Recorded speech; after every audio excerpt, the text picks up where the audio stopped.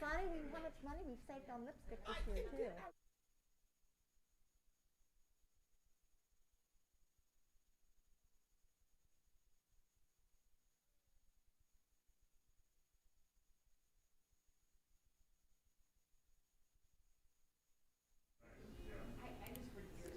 Hi everybody, thanks for joining us early for our pre-forum conversation.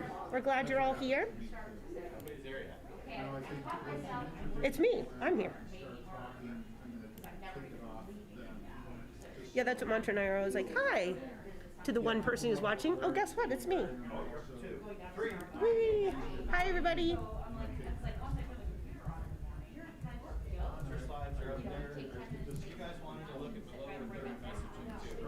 Well, just check it for us.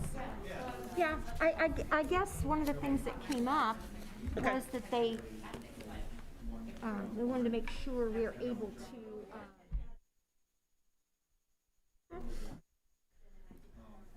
Don't let me walk out without my bag. Yeah, to talk a little bit about that. Exactly. That's why I thought you could just ask about that. And also, the one that has the 20% requirement for affordable housing, lower than 5 year way out of it, and you're opposed to that. Explain a little bit about that. And also,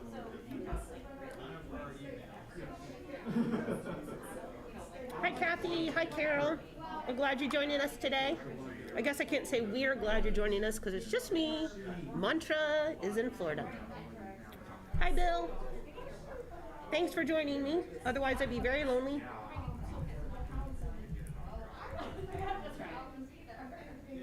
So we're looking forward to our conversation today, guys. We are going to be talking about affordable housing.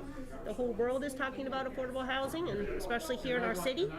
So if anybody would like to throw out some comments or some questions, things that you're interested about. We had a lot of questions sent in early, but I can always pass along new questions to Jane throughout the forum, as you may know.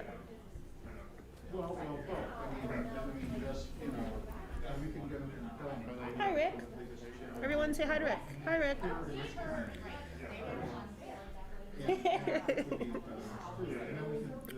Okay, so I do not have my bantering partner here today, as everyone can see. We're wishing Mantra happy sunshine in Florida. So you guys will have to help me carry this conversation on a little bit. I hope that you are all doing well. I am not sure if we have any new folks here, but just as a quick hello, this is CMC. We do public forums every Wednesday at noon, and we're glad to have you here. Oh good, we're going to do a close-up of me. I do not like close-ups. That's close enough.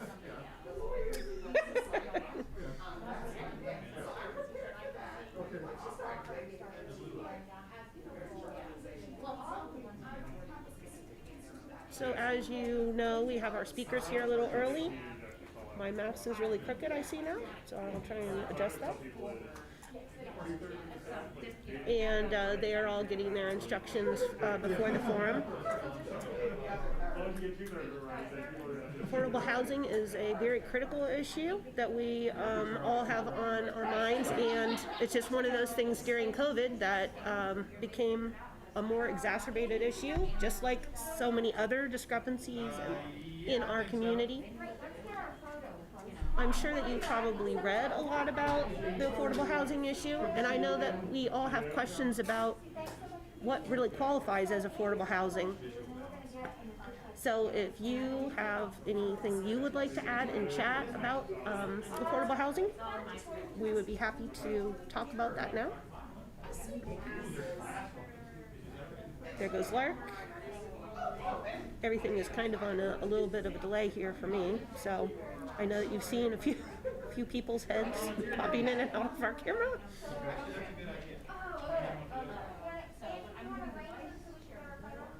Okay. Yeah, Bill, that is the same with us, so we're looking forward to hearing from her. I have a feeling from her title that she is going to be talking about producing affordable housing. I hope, and what her organization is doing in and around Columbus.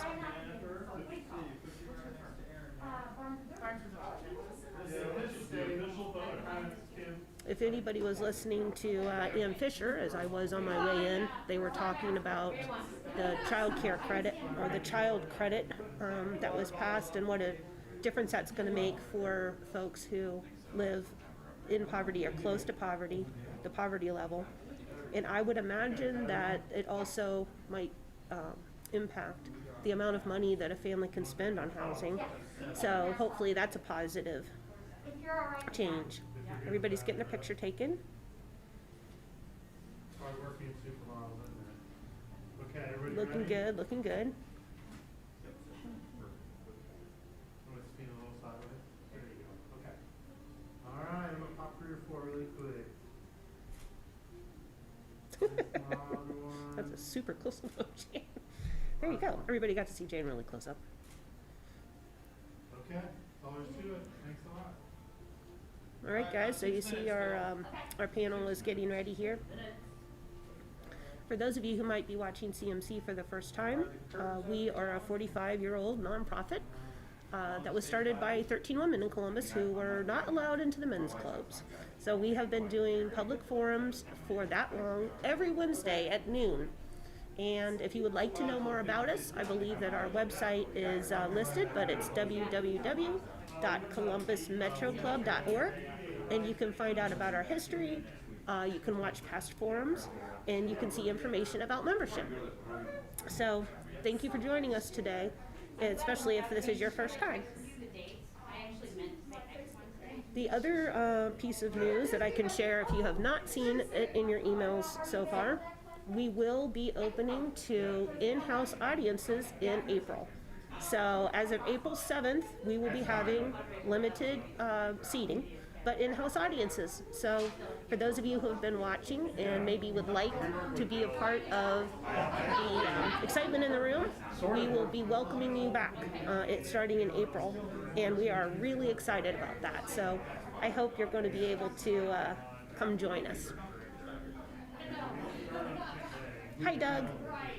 Nice to see you. Well, it depends. It's right before the budget commission, depending on whether it's done or not, so. Yeah, it just depends. It just depends. If they've already passed it, I can. So maybe some of the people who are joining us in chat have made reservations for being with us in April. If so, feel free to do that as a shout out. We're really looking forward to seeing you. It is a beautiful day today, and we are moving towards great spring weather, so it will be an easy trip to come down to the boathouse and join us here. I think the thing that is better. While we have a minute, I also want to thank our sponsor, Homeport, today. For those of you who have purchased virtual seats, we're going to be able to speak to Bruce after, and that's going to be very exciting. So I hope that you will join us for that discussion.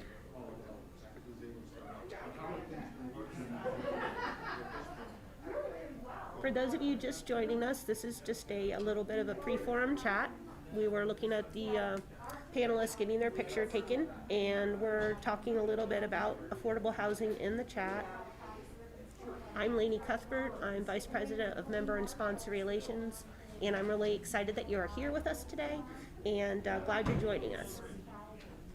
If you've not joined us before, I want to let you know that I can see your questions in chat.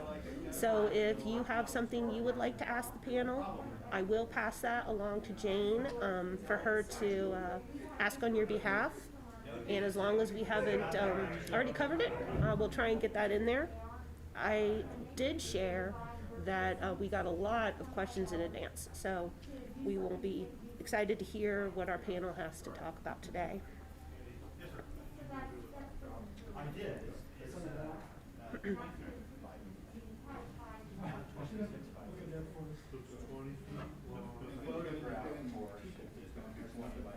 Hi, Steve. Hi, Eddie. Thanks for joining us, guys. We're glad that you're here today.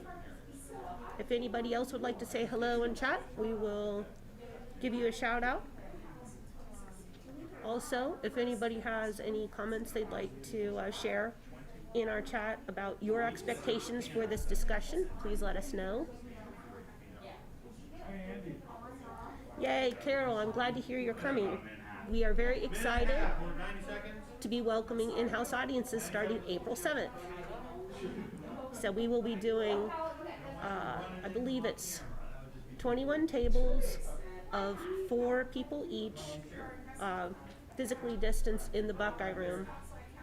For those of you who know us, you know that our sellouts are 400 in that room, typically, so you can have kind of an idea of how much space we are putting between each of the tables with respect to physical distancing. Hi, Bill.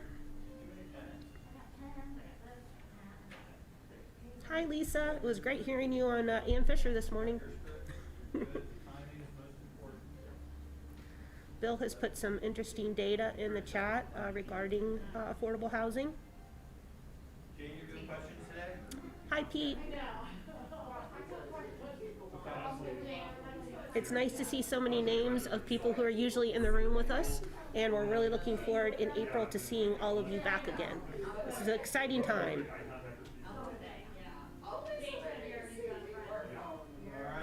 For those of you just joining us, want to let you know you can put questions in the chat, and I am able to pass those on to Jane. So if you have questions during the forum, please let me know. I will be monitoring that.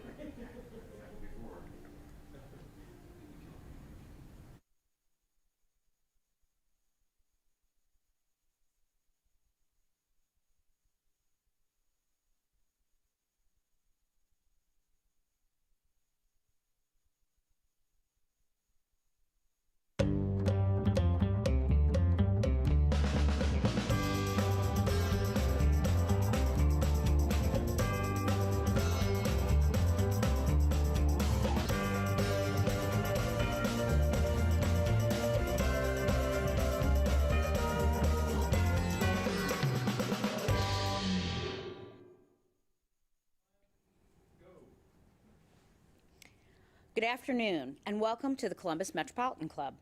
We are live streaming today from the Boathouse at Confluence Park. I'm Deb Hackathorn. I'm a member of the CMC Board of Trustees, and I'm also a State House lobbyist during the day for the law firm Frost Brown Todd. First of all, today, I have a special announcement I'd like to share with all of you. Thursday afternoon, CMC members and friends who receive our email announcements are going to receive a survey from the email staff@columbusmetroclub.org.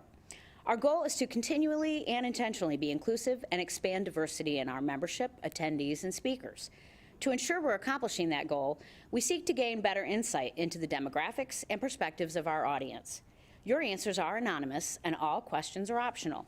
It should only take a minute or two of your time to take the survey. CMC's Diversity, Equity, and Inclusion Committee and the Board of Trustees thank you in advance for your time and for providing us this valuable information. Now, let's move on to welcome several new members. One new member, Mars Booker of Otterbein University. Welcome, Mars. And 4 new members from the Columbus Foundation. J. Bradley Britton, Kate Oliphant, Angela Parsons, and Stephen Moore. Conversation moves us forward, and members power our conversations. We'd like to invite you, too, to join CMC. Membership's very affordable and a great investment in your professional life as well as in your community. Metro Club live streaming today is presented by Emergency Response Fund of the Columbus Foundation in partnership with the Columbus Dispatch and PNC. Thank you so much for your support. We'd also like to thank those of you who purchased a virtual seat for today's forum. We're very grateful for your support. Largely because of you, we are able to continue our live streaming. You can learn more about CMC, register for our events, join or renew your membership, purchase a virtual seat, or make a donation anytime at columbusmetroclub.org. On to today's forum, Solving the Affordable Housing Puzzle. The forum today is sponsored by Homeport. Thank you. Central Ohio is quite popular, and the housing market reflects a boom in demand in the face of low supply. It's expensive to build new homes. There are labor shortages, material costs, land and zoning restrictions. Those are one part of the equation. Discrimination in lending and rental practices are another. With ever more people needing a roof over their heads, how do we solve the interwoven challenges of affordability, location, and equity? Well, we'll find out. Please welcome our guests today. First, we have General Counsel and Director of CDFI Investments at the Affordable Housing Trust for Columbus and Franklin County, Lark Mallory. Director of Data and Mapping at MORPC, Schill. President of Fairfield Homes, Inc., Jennifer Gorsuch Walters. And our host for today, journalist with the Columbus Dispatch, will be Mark Ferenchik. Mark, the stage is yours. Thank you. And thank you for everybody for tuning in and listening in. Excuse me. Obviously, we are in an affordable housing crunch here in Central Ohio and in other parts of the country as well. We're expecting another 1 million residents in Central Ohio through 2050. That's going to bring the population to roughly 3 million. Having said that, right now there is probably a gap of about 48,000 affordable housing units in the area that we're trying to make up. In the meantime, people are rent burdened because cost of living is still going up, wages are not. Want to ask each of you what you see as the biggest burdens and the biggest challenges right now for building and maintaining affordable housing here in Central Ohio. We'll start with Lark, and then Aaron and Jennifer. Sure. Thank you, Mark, and thank you, CMC, for having me here today. As Mark mentioned, I am General Counsel for the Affordable Housing Trust. We are a lender to developers of affordable housing, so I won't answer that question with specifics on the shortages in construction supply or the issues with zoning. I'm going to answer that question in a much broader sense. What I see as one of the biggest hurdles in developing affordable housing here in Central Ohio is still the issue with NIMBYism. Not in my backyard. People don't want affordable housing where they live.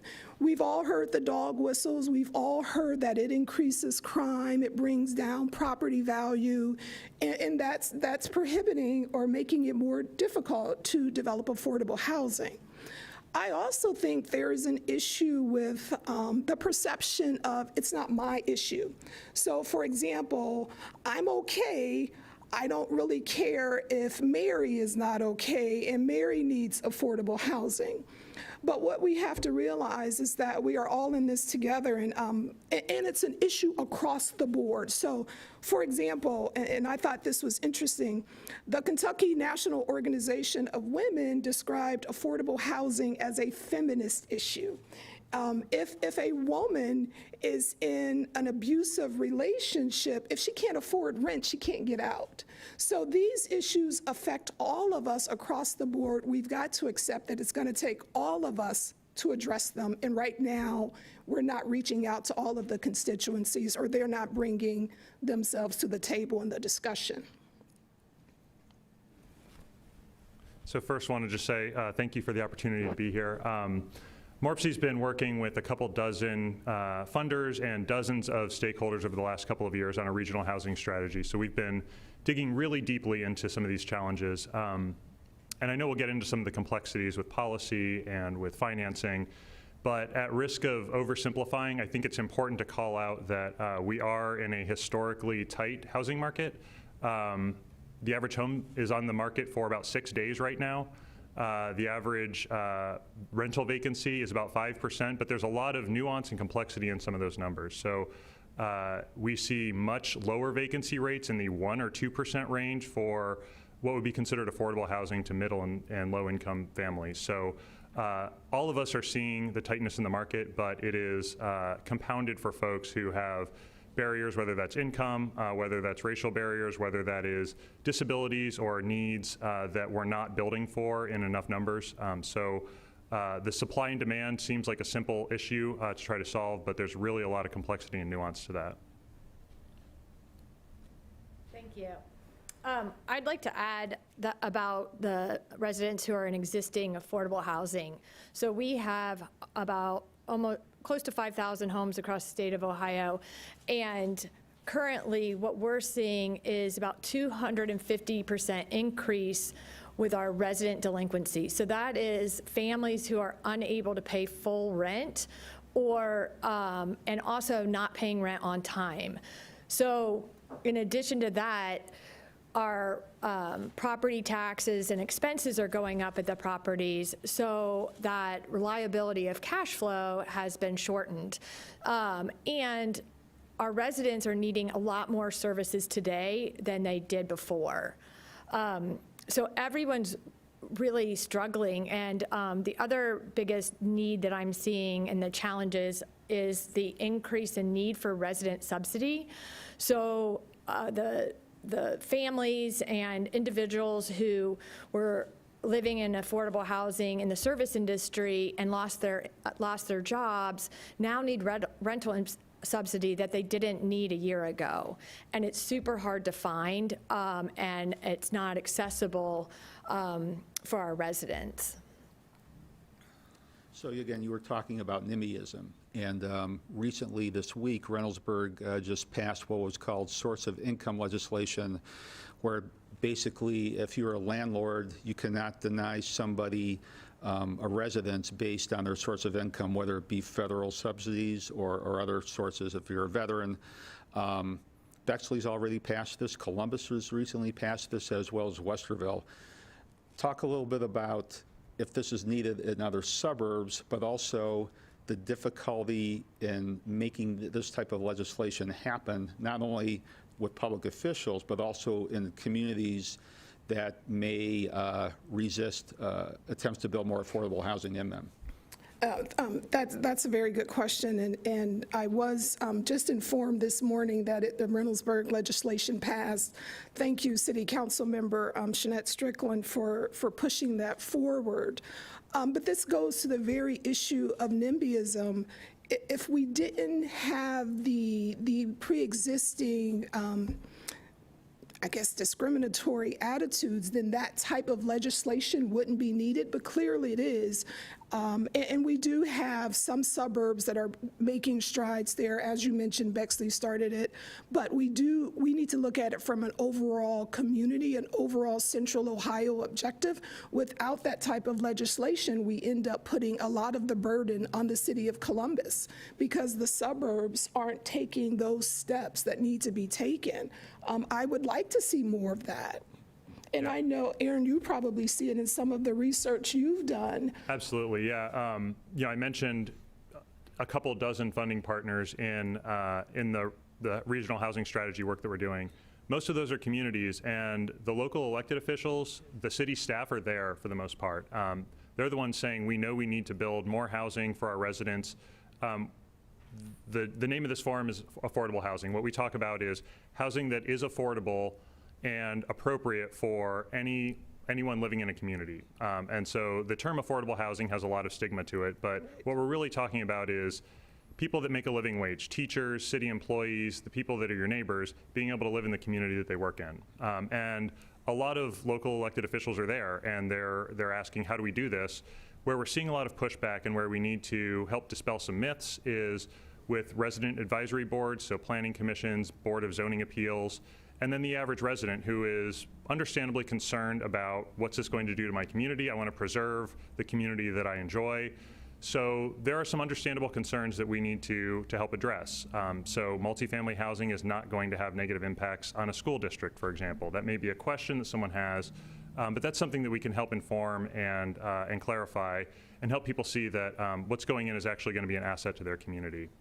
But Aaron, go ahead, Lark. To your point, MORPC looked at this issue as a regional strategy and not just, say, the city of Columbus or Franklin County, but bringing all of the municipalities to the table so that we can address this and not one community be burdened with the issue of affordable housing. Absolutely, yeah. And we see it even in smaller communities and where we build is that, and we've had many experiences where the mayors and the city managers are on board and want affordable housing in their community, and it just gets stuck along the way. And once, and it can significantly delay the opening of affordable housing, and so potential residents are delayed a year into housing. And but what happens, the outcome is, if we can get in there and we can have the conversation and start to develop wonderful, multi-million-dollar housing into a community, the residents start to contribute to the community. They want to work. They want to drive or walk to work, and they're part of the community. And we've seen great impact in communities where we've been welcomed in affordable housing. Yeah, and Jennifer, I wanted to jump on that a little bit more. Tell our audience if there are any differences really between developing affordable housing in rural areas, challenges, compared to urban areas, what you see in Southeast Ohio and in Lancaster and Fairfield County. Yes, thanks, Mark. I would say the biggest challenge in rural areas is having the conversation and getting to the table about the need for affordable housing and just all the resources that are needed. We can't build, it's not sustainable to build a high-density 100-unit apartment complex in Perry County when they just need 25 or 35 apartments. So to scale that and have that conversation about the appropriate resources, just getting to the table is the challenge. In more suburban areas, it's a easier conversation to have at the table, but we get stuck at the Board of Zoning Appeals and with the neighbors and with NIMBY as well. Yeah. As we're talking about affordable housing, it's also an economic issue. I know that there have been concerns that if Columbus and surrounding areas don't build enough affordable housing, it's going to be hard to create and keep certain jobs here because people won't be able to afford to live here based on the cost of housing. Can you talk about that a little bit too, about affordable housing as an economic development issue? Yeah, if I can. One of the challenges is building the diversity of housing that we need. So subsidized housing, which is actually providing some sort of subsidy, is a piece, but is always going to be a portion of meeting the affordable housing need that exists. So we see the number about 50,000 or so of a shortage in subsidized housing. Data that we looked at, there are about 80,000 households under the poverty threshold, more than there are units of subsidized housing in Central Ohio. And that's just people in poverty. So there are people above the poverty line that are still struggling and need some sort of help. So that 50,000 estimate is probably low in terms of people that are really struggling to maintain appropriate housing for their income levels. But what we see in what's being built is not the diversity that we need in price points, and I know we're going to get into costs and some of the challenges with that, but the average apartment being built right now goes for $1,350 a month. If you make $50,000 a year, you can afford about $1,000 a month before you are really, really overstretching your budget. And so right now we're not building enough of the products, whether there's subsidy or not, we're just not building enough of the diversity in products to meet the needs that exist in the community. And I would add to that. Last week, the panel brought up benefits glide, which I like really well. So I would complement that by saying that we need scaffolding and housing. There are, like Aaron said, there are a ton of, there are people who need the subsidy, and more people need a portion of their rent subsidized to just move them ahead. Everyone wants to better themselves. And so that step up helps them. That little bit of subsidy helps them. And so a real life story is in Lancaster, we built a Pearl House, which is a housing for homeless families who are in recovery. There is a single father of 3 children who lived in his car for over a year finally was able to move into Pearl House. It's 100% subsidized, so they end up paying a portion of their rent. He lived there for a couple of years and was able to have a voucher into more independent housing. And he was really nervous about leaving Pearl House because of all the services that we provided and the security in that housing, but he knew there was a long list of people that really needed that 100% subsidy and those services. And so he had the courage to, and he had the accessibility to have a voucher to move to more independent housing. So from that housing, he wants to get, he gets a promotion and gets a better job. Where does he go from there? So I go back to what Aaron was saying. The need for all types of housing is very desperate, and that scaffolding is important and makes a huge difference. Mark, I also want to add to your question about economic development and how this affects all of us. We see a perfect example of the lack of affordable housing in Reynoldsburg. Reynoldsburg just attracted an organization, shorthand the Alliance. That organization is bringing 200 employees, $10 million in annual payroll to Reynoldsburg from Colorado Springs. President and CEO specifically cited a lack of affordable housing. So that is a direct economic impact to our community. We've now gained 200 additional employees, $10 million in payroll, and a loss to Colorado Springs because of a lack of affordable housing.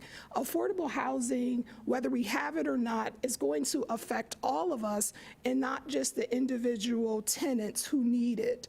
And Aaron, I think it's interesting. I don't know if you saw AHACO's recent, they do those infographics, but they said that we lost, here I have 19,000 apartments for folks under $900 a month. We lost 19,000 apartments in a 2 years period from 2017 to 2019.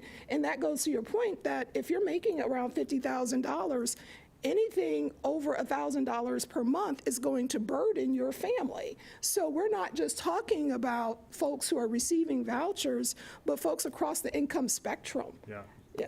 And we lose sight of that. And we know that the most stable housing is housing you're already in, and the most affordable housing is housing that already exists. So to the extent we can be looking at ways to keep people in their housing, and to the extent that we can look at either refurbishing or making housing that already exists affordable and available to people are some strategies that I think there's real opportunity there. There's some exciting programs.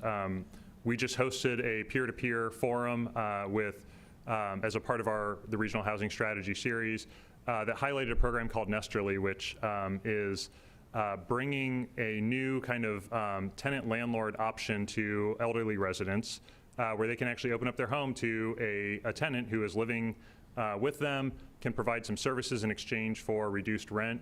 It's an income opportunity for those older adults.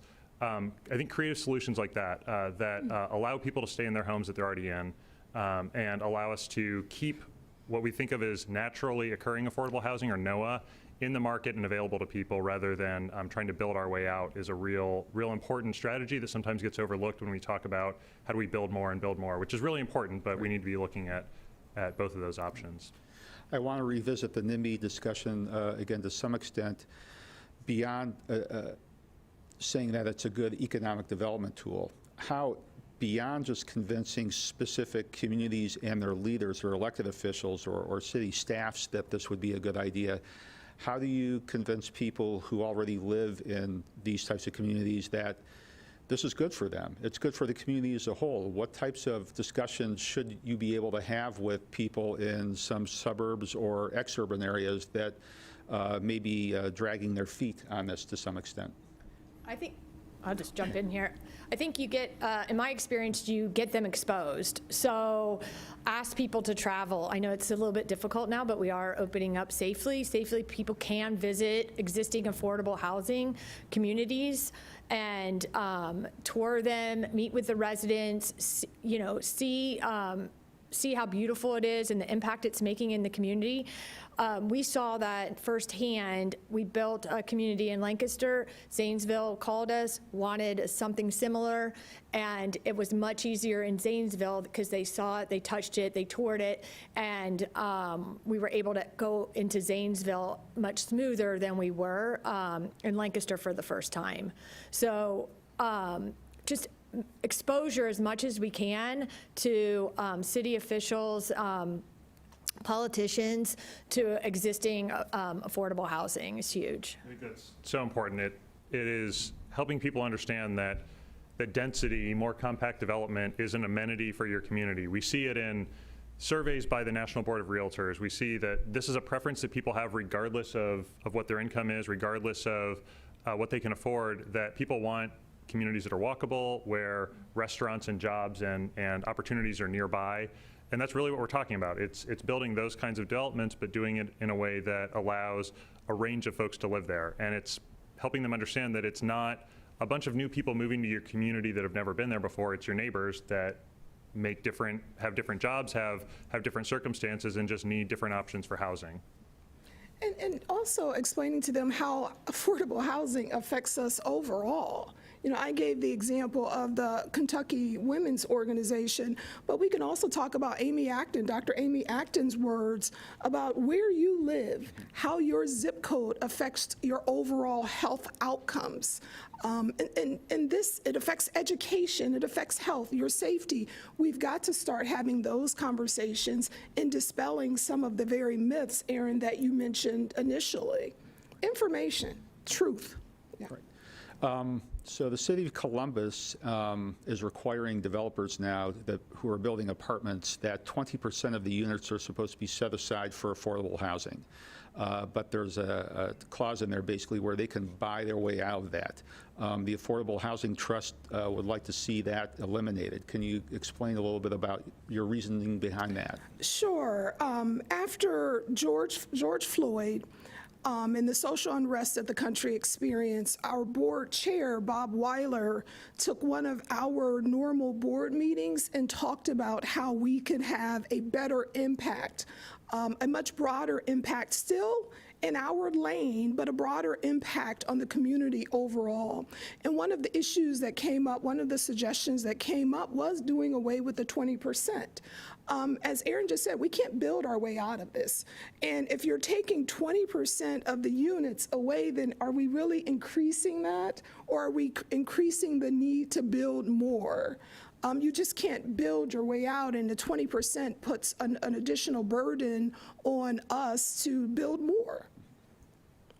And that buying your way out means that affordable housing that does get built ends up getting concentrated somewhere else. And it is not a coincidence, it's not an accident that those concentrations have been in certain neighborhoods, almost exclusively communities of color, for the last 50, 60, 70 years. And while specific policies may not be in place to segregate neighborhoods, we still see a lot of the legacy of those. So, you know, one thing that we looked at is home loan denial rates. So when folks apply for a home loan, the denial rates are surprisingly close for the lowest income folks. Denial rates are pretty high, but they stay persistently high regardless of income level for communities of color. And what you would expect in white applicants, as your income goes up, the denial rates go down. You would think someone making over $200,000 a year is probably going to be approved for a loan, and we see that in white applicants. In black applicants, it doesn't really matter if you make $50,000 a year, $100,000, $150,000, $200,000 a year. We see persistently high denial rates. And so that's a legacy of it's not just folks approving the loans that are saying, this is African-American applicant, I'm going to deny them. What it is a legacy of where segregation has happened and where people are applying for loans and the likelihood of loans in certain areas being approved. And so we see remnants of policies that may not be there still affecting affordability and creating segmented or segregated neighborhoods. I'd like to get more into, I don't know if No, I was gonna I'd like say to to get jump- more into the concentrations of poverty issue. But I think I read an article on Housing Wire with respect to the denial rates, and a lot of that was even tied to student loan debt. When, Black students tend to take out more student loan debt, which then trickles over to a lower income to debt ratio, which then trickles over to higher denial rates. So this is a systemic building upon of issues that we've got to address overall. But yeah, we're looking at also where projects are being situated. We don't want to see concentrations of poverty in certain areas, and that's something that we're focused on as well. So again, we're talking about concentrations of poverty and legacy and neighborhoods that were redlined 70, 80 years ago. That still plays a role in this as well, correct? Absolutely. Yep, absolutely. Yeah. So right now, the city of Columbus, to that end, they are embarking on doing a new zoning code. And there have been discussions about tailoring it, or at least some neighborhood leaders have said can't be a one-size-fits-all code. Maybe it has to be tailored to specific neighborhoods.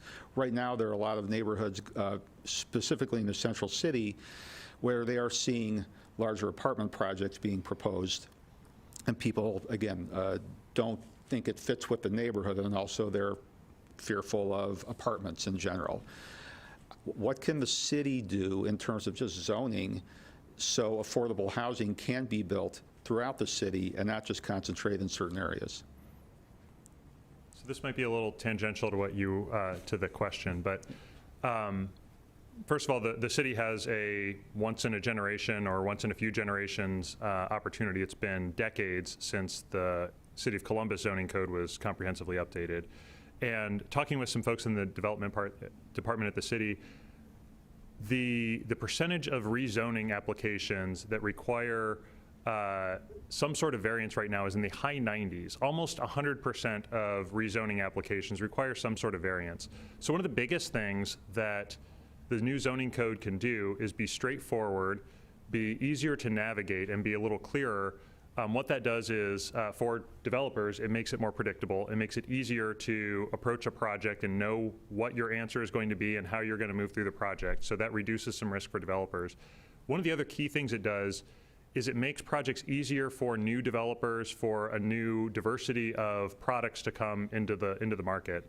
So if you're a small developer, navigating zoning codes, navigating variances, navigating planning commissions is a challenging and often kind of intimidating process. So to the extent we can make it more straightforward, and that's true both on the policy side and the finance side, to the extent we can open up these processes so that people are more easily navigating them, it's going to increase that diversity in the market and make it easier for small new developers to be able to get in. And they're often the ones that are bringing those small projects in neighborhoods that are going to increase diversity in the neighborhoods that need it the most.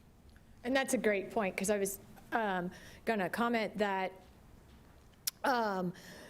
the more common sense or some bold action around zoning codes, the better, so all developers can come to the table, and even smaller developers sometimes have more creative solutions and will build really appropriate housing if they can get through the zoning. And so having those conversations around zoning and the variances and attorneys, it gets really expensive, and these small developments can't afford that. Also, when we're building permanent supportive housing where it's 100% subsidized and it's for people and families who are homeless, we don't need 100 parking spots. Families do not have cars. So just to apply some real life common sense boldness around the zoning would make a huge difference. So we tend not to get into zoning issues very much, because by the time the deal gets to us, zoning has already been addressed. But I do like your comments about addressing zoning so that we can have better access for smaller developers. Some of those smaller developers tend to be Black and brown developers, and there are already burdens to entering the industry. If we can address zoning to reduce some of those burdens, I am totally for that. And I want to call out financing as another key piece. So we have something like 55 or so different financing mechanisms available to support development in Central Ohio. That is a huge number. That's great. You know, a lot of diversity of financing. We need more capital available, absolutely. But that, again, is a very intimidating, if you're looking at stacking, creating a capital stack with multiple different financing mechanisms, if you're starting out trying to redevelop a duplex or a triplex, that's an incredibly intimidating process to take on and can be incredibly expensive. So now you're looking at complex zoning variances, you're looking at a really complicated financing structure, and it just prices out a lot of potential developers from the market and being able to deliver innovative, kind of interesting and new projects. So we are a CDFI, a community development financial institution. I represent us in the Ohio Association of CDFIs. We literally just had this conversation on Monday on our Ohio statewide call, but we've got to be able to increase funding to some of the smaller developers who tend to be Black and brown developers who don't have generational wealth, and addressing zoning, but addressing the issue of providing funding in general is needed to allow others access to the market. We often talk about the demand for affordable housing, but we rarely talk about the supply. We rarely talk about who it is that is supplying the affordable housing.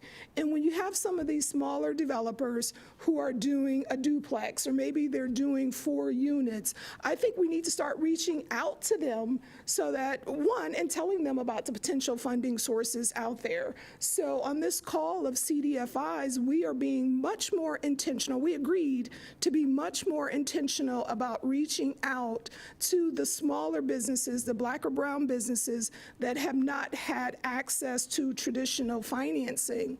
I was also on a call with Chase last week, and as we all know, they made a $30 billion commitment in this area, not just affordable housing, but in equity in general. And they are targeting some of those smaller developers, some of those developers that have not had access to traditional capital. And we've got to be intentional there. We've got to start talking about demand, but also supply, and allowing others access to the market so they can be a part of that supply with creative solutions. We've got to be more equitable in this process. We're going to be moving to questions from our live stream audience in a few minutes here. So if you want to leave our audience with any final thoughts about affordable housing, and also, are there any incentives that communities should be offering developers and others to make sure that there's an adequate supply of affordable housing now and in the future? I would just say that what I'd like everyone to take away from this conversation is that affordable housing works. It's proven. People are making their lives better. We are making our lives better when we live in a home. And that scaffolding of different levels of affordable housing is desperately needed at all levels, is what I'd like to leave the audience with. So I would say that we need, on the public sector side, we need to challenge ourselves to create more predictable, as streamlined as possible processes so that the development community knows what they're getting, they can predict it, and they feel more comfortable moving forward. On the private sector side, on the financing side, we need more creative options. We need to look at other communities. We need to be open to potentially taking on more risk in what we develop and what those products look like, and just, again, creating more diversity in the market. Absolutely agree with both Aaron and Jennifer. And for me, I think taken away is we need to be more intentional. We've got to be more intentional about addressing affordable housing across all constituencies and bringing all constituencies to the table for creative solutions. Intentionality. So again, it's the Metropolitan Club's tradition to ask audience questions, and Jane Scott is here to give us some questions from the audience. Great. Well, we have a lot of questions, so I'm going to condense some of them and consolidate some of them because they're similar ones. One would be, is there a leadership effort, like with MORPC or some of your organizations, that would potentially create RFPs for developers to say, look, we're looking for housing in certain areas, and then to help them navigate both the financing and the dollars so that this is done intentionally, as you mentioned? I'm happy to speak for our work. In addition to the regional housing strategy, and as a part of that, we have set a number of high-level metrics, really 4 metrics that we're asking communities to focus on, moving the ball on. That includes increasing the supply, that includes addressing racial equity issues. But beyond the regional scale, we are beginning to roll out our work with individual communities to customize this and localize this to their needs. So over the coming several months and over the coming years, you'll see us working more directly with individual communities to take kind of this large regional scale analysis and a whole menu of options and figuring out what applies best. So in some cases that might be something like an RFP open to various developers. It really is going to depend and be customized to individual communities. Great. Catherine Logston of Results asked, do you really believe that mixed income neighborhoods are possible? Yes. Okay. And then her follow-up is, do you believe that Columbus and the region will ever support higher density to lower cost and preserve green space? Absolutely, and I'll add on, I live in a mixed income neighborhood. I sought it out specifically for that reason. And it's not whether they're possible, it's whether we can preserve the ones that exist and encourage more. There's a lot of opportunity with zoning code changes to encourage density that doesn't feel like a lot more density, in addition to what we might think of as apartment complexes. So there's absolutely opportunity for that. Great. Sarah Lenke, what can be done to retain affordable units when landlords raise rents because they know they can get it and they push working families out? So, as I mentioned, we are a lender to developers of affordable housing. One of the things that we are doing is we are requiring land use restriction agreements. In order to borrow our funds, we now require you to restrict the units for a set period of time. And I'll talk as a landlord. We want people to stay in their homes. So we are working on, like I mentioned before, we've seen an increase in delinquency of 250%, but that means we're just working harder on rent payment agreements. We want people to stay in their homes. It's better for them, it's better for us. I don't, we don't wake up in the morning wanting to evict. Alicia Wiggins, is it time to build more multi-structures and not focus on single-family homes? What about repurposing buildings to use as transitional housing for homeless? Well, we saw that. One, we are building more multi-family housing and not just single-family homes. And in terms of repositioning, we saw the perfect example of that with Carol Stewart project. Where we redevelop, and we're one of the lenders over there as well. We've committed over there as well, where we've taken a hotel and repurposed that for children who are transitioning out of the foster care system.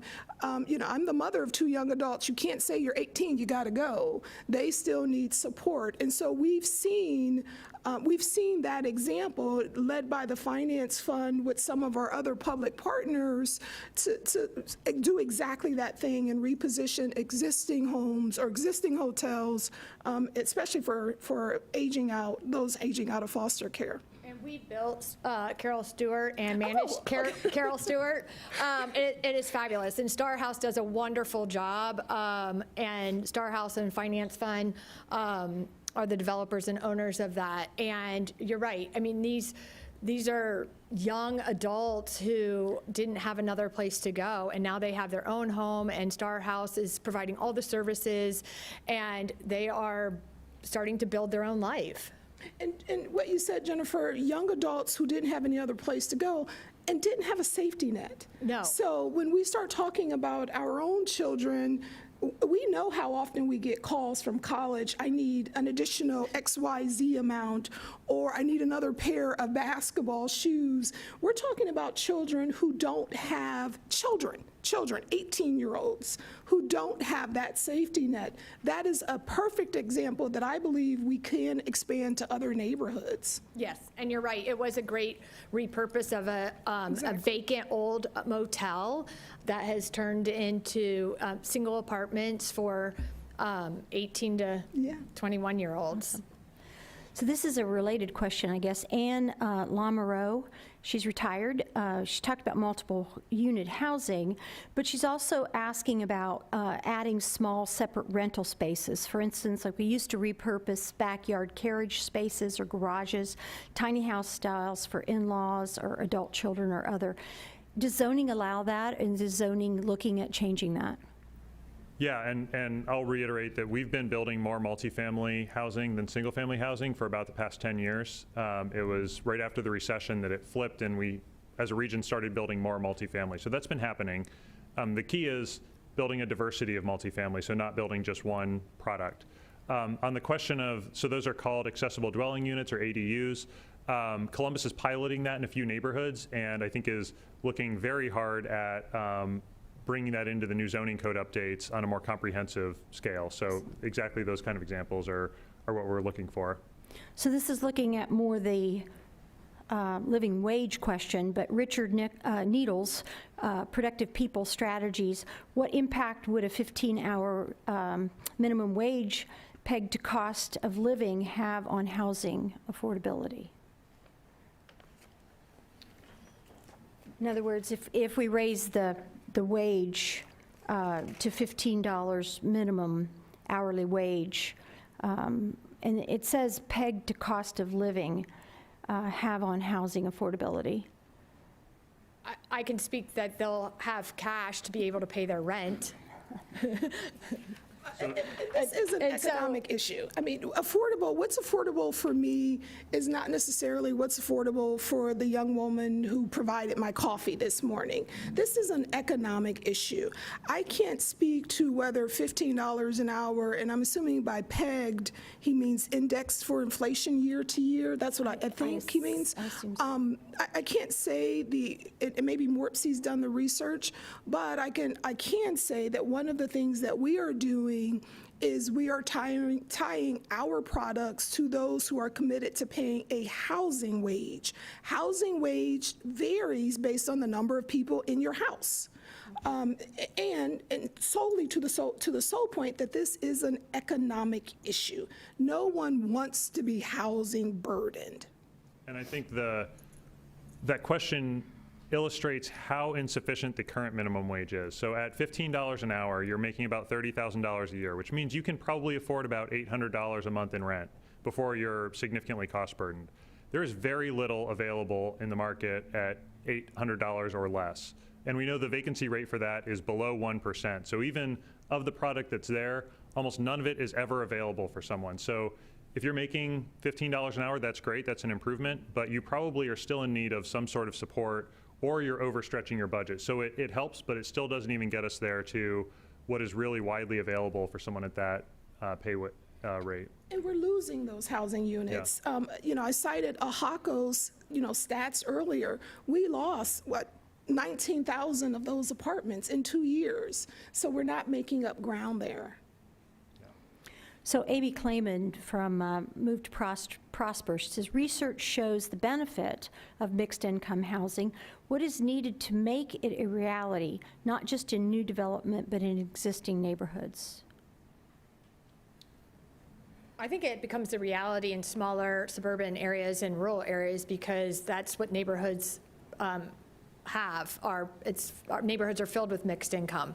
So we see it working as we are building smaller communities in already existing neighborhoods. So one of the big challenges to preserving mixed income neighborhoods that we're seeing is challenge is just getting a hold of land or housing to rehab and make available. So real estate investment trusts are a big challenge with this. We see lots of speculative investors buying up property and holding on to it with the hope of being able to sell down the road.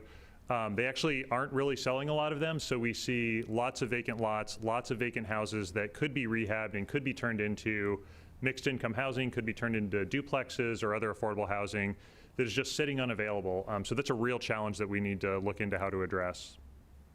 And I want to make sure that as we're having this conversation about mixed income neighborhoods, those existing neighborhoods where we have lower income populations, that we're not forcing them out.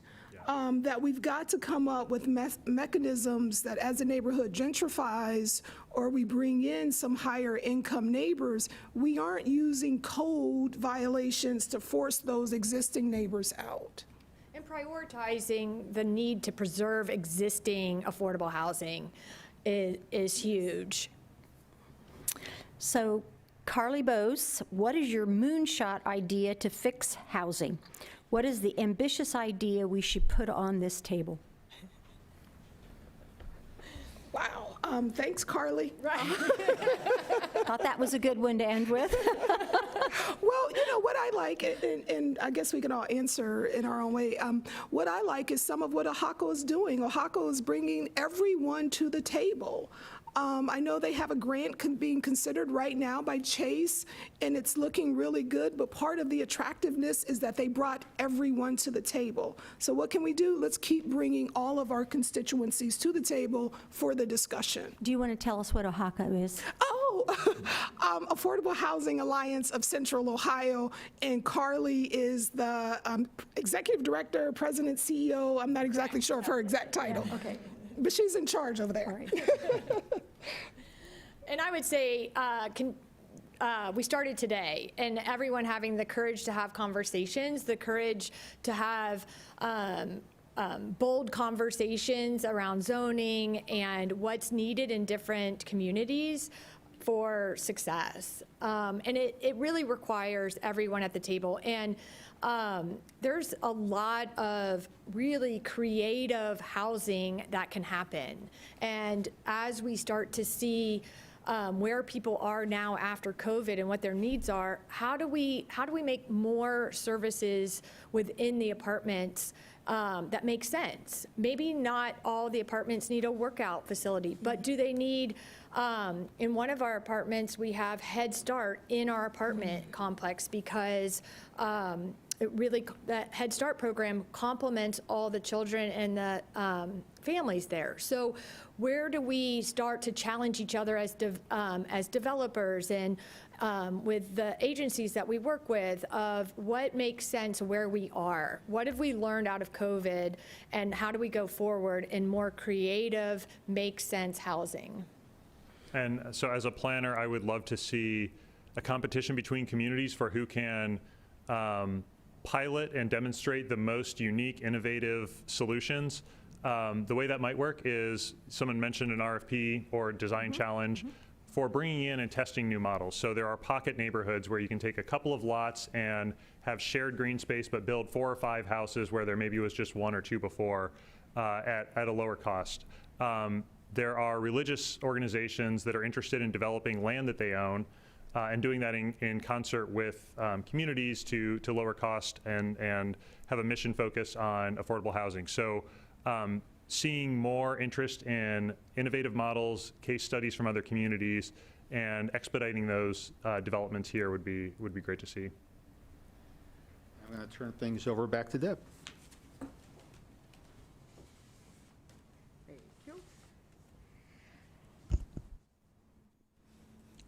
Wow. You all sounded like you sat together and practiced this before you showed up today. I hope everyone else found today's forum as interesting and informative as I did. You did a terrific job. Thank you. Our forum next week will explore the challenges facing kids and families during COVID and concerns about large numbers of them missing from school systems community-wide. Please join me in thanking today's sponsor, Homeport. And also thanks to the Emergency Response Fund of the Columbus Foundation for presenting our live stream in partnership with Columbus Dispatch and PNC. Thanks again to our online virtual seat patrons, and most of all, thank you to those of you who were speakers today and joined us today for this fabulous presentation. Lark Mallory, Aaron Schill, Jennifer Gorsuch Walters, and Mark Ferenchik. We hope you will all tune in again next week. Until then, be well and stay safe. Thanks. Thank you.